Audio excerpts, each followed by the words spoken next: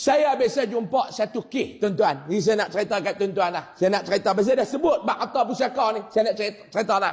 Kes, saya biasa jumpa. Ada satu kakak ni dia mai jumpa saya.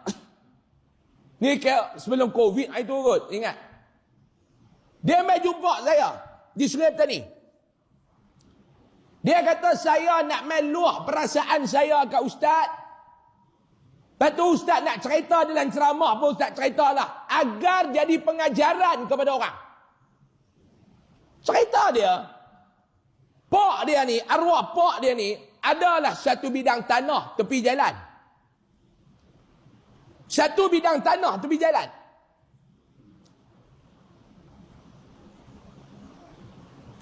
Lepas minta tanah tu, lokasi saya tak tahu di mana. Tapi kak ni dia mai jumpa saya di Masjid Padang Temusu, Sungai Petani. Saya tak tahu dia duduk mana, saya tak tahu lokasi itu di mana. Pak dia ni ada tanah. Tanah tepi jalan. Ada satu ustaz ni, dia minta nak beli tanah tu, lepas nak buat ma'had tahfiz. Pak dia nak jual tanah tu 195,000. Daripada 200,000, lepas minta korang, dia korang 150,000. 195,000. Lepas nak minta buang lagi 15, nak jadi 180, lepas nak bayar. Pak dia tak mau jual. Pak dia tak mau jual. Dia kata, kami nak beli ya, Pak. Jenis pak ni pun, jenis masjid-masjid ni pun tak apa nak main. Gitulah. Jenis masjid apa ni pun tak apa main. Macam Pak Long pun main sampai dalam jamban pun ada kursi. Tu kata jenis main tak mau balik. Hak ni jenis tak apa nak main Pak Long ni. Minta, tak mau bagi. Kecek, tak mau bagi. Tak apalah, ringkas cerita pak dia pun mati. Selang berapa lama tu pak dia pun meninggal. Beda. Tanah tu dapat kat adik dia. Hak masa pak dia hidup, ma'had tahfiz tu nak beli, nak buat sekolah agama, nak buat ma'had tahfiz, tak mau jual. Bila pak dia mati, adik dia jual. Tanah tu tuan-tuan, lepas buat tapak kuil lah ni.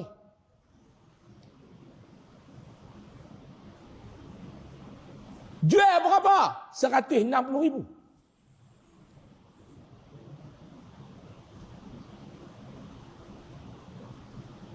Masa pak dia hidup, sekolah tahfiz minta, dia nak jual 200,000. Lepas minta 180, dia kunci 195.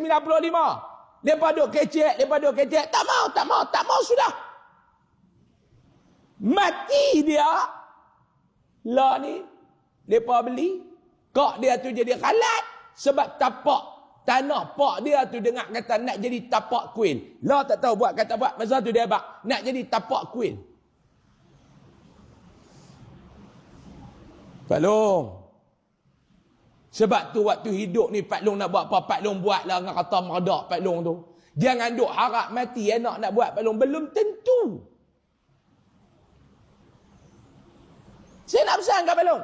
Lah ni kata merdak Pak Long tu, Pak Long nak buat apa, Pak Long buat. Pak Long duk kisah anak apa, Pak Long ni hidup ada apa, Pak Long pun haram tak ada apa-apa tinggal. Lepas ni Pak Long. Pak Long bagi pendidikan, Pak Long bagi paham agama, Pak Long bagi, sudah. Lepas ikhtiar lah buat.